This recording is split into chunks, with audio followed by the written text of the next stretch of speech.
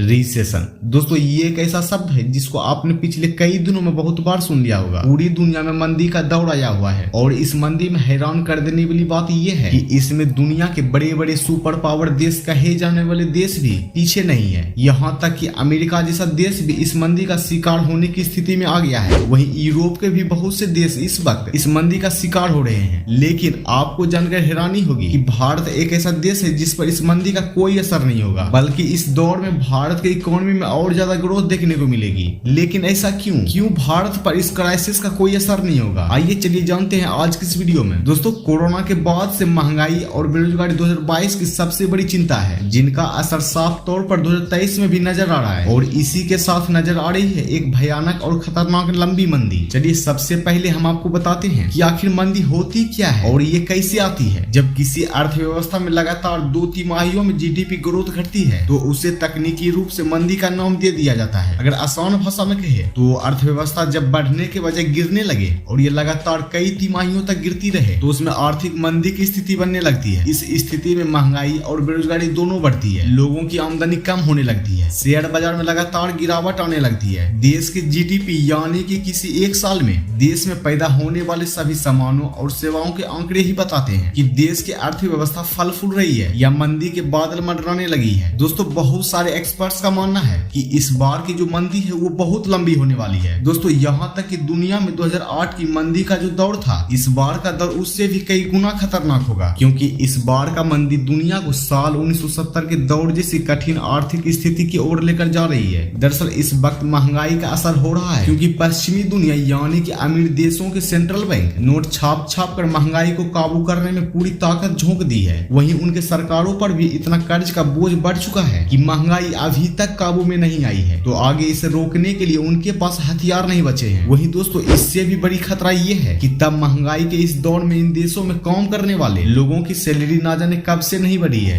या फिर बहुत कम बढ़ी है, और अब महंगाई बढ़ने के साथ साथ इन सभी को अपना हल आमदनी या ठानी खर्चा रुपया वाला दिख रहा है। लेकिन दोस्तों बड़ी बड़ी कंपनियां तक भी अपने यहाँ कोस्ट कटिंग करने में लगी हुई है और यही वजह भी है कि गूगल, ट्विटर जैसी बड़ी बड़ी कंपनियां भी अपने यहाँ से लोगों को निकाल रही है। वहीं दूसरी तरफ तनख्वाह बढ़ाने के लिए हड़तालें चल रही है और अगर तनख्वाह बढ़ा भी देंगे तो भी दूसरा नुकसान नजर आ रहा है, क्योंकि इससे सरकार और कंपनियों का भी खर्च भी बढ़ेगा और दूसरी तरफ बाजारों में पैसा आने से महंगाई की आड़ में पेट्रोल भी बढ़ जाएगा। दरअसल दोस्तों इन सब की असली जो वजह है वो है साल 2020 का कोरोना। आपको बता दें कि कोरोना संकट से बाहर निकलने की शुरुआत 2021 में ही हो गई थी और उम्मीद थी कि 2022 में दुनिया इस बीमारी को जड़ से खत्म कर देगी और सभी देशों की इकोनॉमी फिर से ट्रैक पर आ जाएगी। लेकिन 2020 में लगभग पूरे साल कोरोना लौट कर डराता रहा और वहीं दूसरी तरफ यूक्रेन और रूस की हमले ने तो अर्थव्यवस्था को पटरी पर लाने के प्रयास को पूरी तरह पानी फेर दिया है। हालांकि दोस्तों इस बार की हालात इतनी खराब है कि अब इसे क्राइसिस नहीं पोली क्राइसिस कहा जा रहा है। अब सबसे पहले आपको बताते हैं कि आखिर पोली क्राइसिस होती क्या है। जब एक साथ दुनिया के अलग अलग हिस्सों में अलग अलग तरह के ऐसे खतरे या समस्या आने लगे तो एक साथ मिलकर दुनिया को घेरे में लेने लगे तो इसे ही पोली क्राइसिस कहा जाता है। ये मुसीबत कहीं कम तो कहीं ज्यादा होगी और जहां से ये मुसीबत पैदा हो रही है हो सकता है कि वहां पर ज्यादा असर भी डाल रही हो, लेकिन इसका असर हर जगह दिखेगा। वर्ल्ड बैंक हो या मुद्रा कोष जैसे अंतर्राष्ट्रीय संगठन, दुनिया भर में मोटा पैसा लगाने वाले निवेश बैंकर और या ब्रोकर हो या फिर दुनिया के अलग अलग हिस्सों के अर्थशास्त्री, इन सभी को अब दुनिया की रफ्तार में ब्रेक लगता हुआ दिख रहा है। खास करके अमीर देशों की हालात काफी नाजुक है। इन सभी के साथ ही दोस्तों सहयोग और विकास संगठन OECD ने इस साल दुनिया के ग्रोथ का अनुमान पिछले साल के लिए दिए गए 3.1% के अनुमान से भी काफी घटाकर 2.1% कर दिया है। हालांकि हमारे देश भारत से ये बात समझनी थोड़ी मुश्किल लग सकती है, पर पश्चिमी दुनिया पिछले 40 साल चल रही है। एक तरफ आयत को तोड़कर अगले रास्ते पर चल रही है, क्योंकि इन देशों में पिछले 40 सालों में इकोनॉमी बहुत ही स्मूथ रही है, यानी कि बैंक लोन देते वक्त ब्याज नहीं बढ़ाते थे, इतनी महंगाई भी नहीं थे। इसके अलावा बाजार में कैश भी आसानी से चल रहा था। चलिए अब आपको बताते हैं कि ये मंदी भारत के लिए कैसे हालात पैदा कर सकती है। रूस यूक्रेन युद्ध, दुनिया भर में सप्लाई चेन का रुकावट है, OTT के दाम खासकर कच्चे तेल के दाम और कोरोना वायरस के नए वेरिएंट आने का डर, ये सब मिलकर इतना तो तय कर रहे हैं कि 2023 के भारत एक अनिश्चितता के तौर पर प्रवेश कर रहा है। ये दुनिया के एक्सपर्ट्स और भारत के एक्सपर्ट्स का भी यही मानना है कि मुसीबत, परेशानी और तकलीफों के बाद भी भारत के लिए ये साल काफी अच्छी खबरें ला सकती है। हालांकि 2022 के आखिरी ने CMIE की रिपोर्ट डराने वाली खबरें लेकर आई है। ये बेरोजगारी की दर 16 महीने में सबसे ऊपर पहुंच गई है और चीन से भी इंडिया का ट्रेड घट घट चुका है, इसमें भी इंडिया के लिए मुसीबत हो सकती है। उससे दोस्तों जिस तरह से चीन ने फैक्ट्री ऑफ द वर्ल्ड बनकर अपनी अर्थव्यवस्था को ऊंचाई पर पहुंचाई है, अब भारत भी उसी तरक्की के लिए तैयार है। जी हाँ, टेक्नोलॉजी, बीपीओ और केपीओ जैसे कामों से भारत अभी ऑफिस टू द वर्ल्ड कहलाता ही है, लेकिन अभी वो फैक्ट्री ऑफ द वर्ल्ड बनने की राह पर है। कई सालों से भारत सरकार आत्मनिर्भर भारत की बुनियाद तैयार कर रही है, जहाँ पर सारे प्रोडक्ट देश में ही तैयार किए जाएंगे ताकि भारत को किसी भी देश पर निर्भर न रहना पड़े। ऐसे में भारत इन दिनों न सिर्फ अपने लिए प्रोडक्ट तैयार कर रहे हैं, बल्कि भारत दूसरे देशों को भी एक्सपोर्ट कर रहा है। दुनिया भर में आउटसोर्सिंग का कारोबार अभी सालाना 180 अरब डॉलर से बढ़कर 2023 तक हर साल 500 अरब डॉलर तक पहुंच सकता है, लेकिन इस समय अभी उम्मीद की किरण नहीं दिख रही है। दोस्तों इस वक्त भारत उन देशों में ही है जिन्हें पहले विकासशील देश कहा जाता था और अब इमर्जिंग मार्केट यानी कि उभरता हुआ बाजार कहा जा रहा है। भारत की अर्थव्यवस्था दुनिया में 5वें नंबर पर पहुंच गई है, यानी कि ब्रिटेन से आगे निकल चुकी है। जल्द ही हम जापान और जर्मनी को पछाड़कर दुनिया की तीसरी सबसे बड़ी अर्थव्यवस्था बनने में कामयाब हो जाएंगे। अब आगे आने वाले समय में देखना ये होगा दोस्तों कि भारत पर इस मंदी का असर कितना होगा, या फिर भारत को इस दौर में और ज्यादा मजबूत अर्थव्यवस्था बन जाने का मौका मिलेगा। वैसे दोस्तों इस वीडियो को लेकर आपकी क्या राय है, हमें नीचे कमेंट सेक्शन में जरूर बताइएगा।